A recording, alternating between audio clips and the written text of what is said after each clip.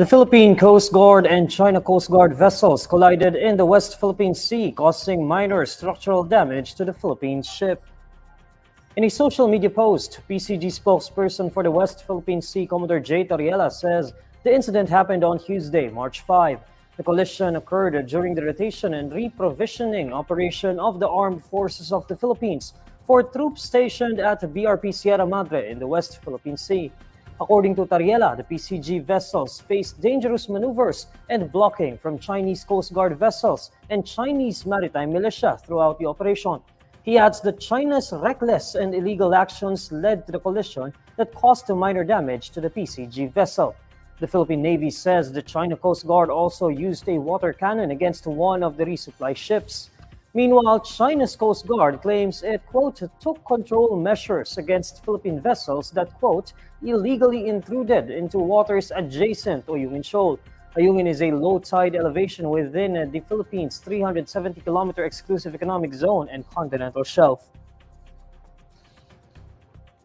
The Senate Committee on Women, Children, Family Relations, and Gender Equality is ordering the arrest of religious leader Apollo Quiboloy after he skipped the chamber's probe over his alleged crimes.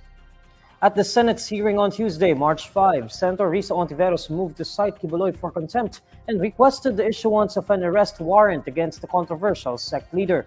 Ontiveros, who is the panel on a women head, had previously warned Quiboloy to attend the probe or be arrested.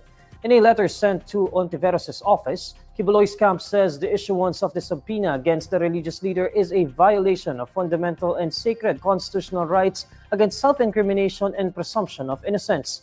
The Senate previously issued 2 subpoenas to the self-proclaimed appointed son of God that compel him to face the hearing. However, Quiboloy ignored both orders and earlier admitted he is in hiding due to threats against his life. Meanwhile, the pastor's followers staged a protest outside the Senate, calling for the resignation of Ontiveros. The Senate is investigating Quiboloy and the Kingdom of Jesus Christ's alleged crimes involving the abuse of women and children.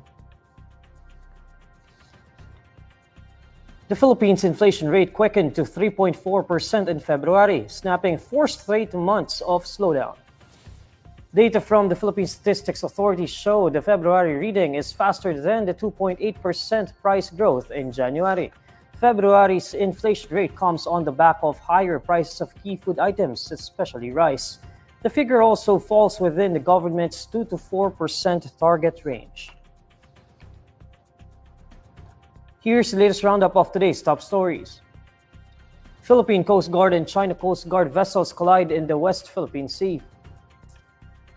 Senate panel orders arrest of religious leader Apollo Quiboloy after he skipped the chamber's probe over his alleged crimes. And inflation rises to 3.4% in February.